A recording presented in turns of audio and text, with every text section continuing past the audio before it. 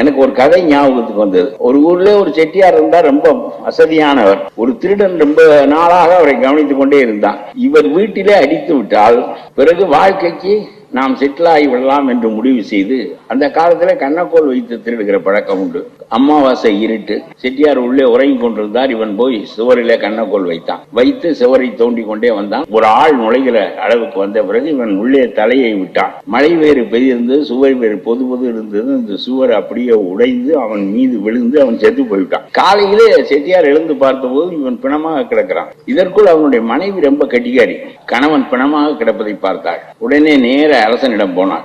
அரசரே, என்னுடைய கணவனை இந்த செட்டியார் கொன்று விட்டார் என்று சொல்லி அவள் ஒரு புகார் அளித்தார். உடனே மன்னன் என்ன ஏதென்றே கேட்கவில்லை. உடனே நேர காவலனை அனுப்பி செட்டியாரை பிடித்து கொண்டு வா என்று சொன்னார். வந்தவுடன் மன்னன் கேட்டான், உன்னுடைய சுவர் இடிந்து விழுந்துதானே செத்தார்? ஆமா. அப்படியானால் அந்த சாவுக்கு காரணம் நீதானே என்று கேட்டார். செட்டியார் நினைத்தார், சரி, இவனிடம் நாம் அது மாதிரி பேசினால் சரியாக வராது என்று சொல்லி உடனே ஆமாம், செத்து போய்விட்டார். ஆனால் அரசே, அதுக்கு நான் பொறுப்பில்லை. இந்த கொத்தனார் ரொம்ப சொதவென்று சுவரை கட்டி விட்டார். ஆகவே அந்த திருடன் செத்து விட்டான். நான் கொடுத்த பணத்திற்கு ஒழுங்காக கட்டியிருந்தால் செத்திருக்க மாட்டார். கொத்தனாரை கேளுங்கள் என்று சொன்னார். கரெக்ட், கொத்தனாரை கூட்டிக் கொண்டு வா என்றான். கொத்தனார் வந்தார். ஆஹா, ரொம்ப முட்டாளாக இருக்கிறான், செட்டியார் போன வழியிலே போக வேண்டியதான் என்று அவன் சொன்னான். அரசே, நான் தான் கட்டினேன், சொத என்று இருந்தது, எனக்கு தெரியாது.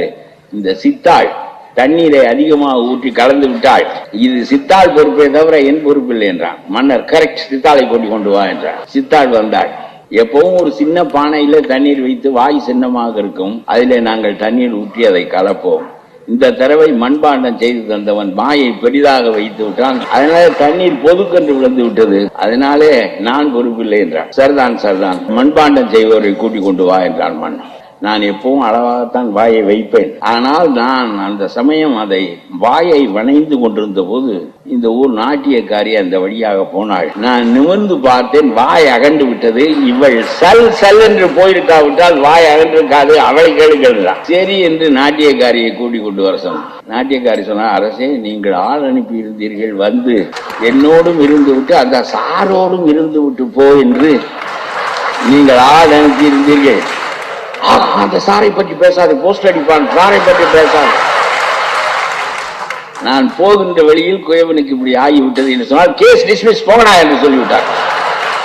இப்படி ஒரு பதிலை நம்முடைய அரசாங்கம் சொல்லுகிறது. 500 கோடி ரூபாய் அவர்கள் தராத காரணத்தினால் 18,000 ஆசிரியர்கள் இருக்கிற பள்ளிக்கூடத்திற்கு சம்பளம் போடவில்லை என்று சொன்னால் அந்த முட்டாள்தனமான மன்னனுக்கும் இந்த அரசுக்கும் ஏதாவது வேறுபாடு இருக்கிறதா என்று கேட்கிறேன்.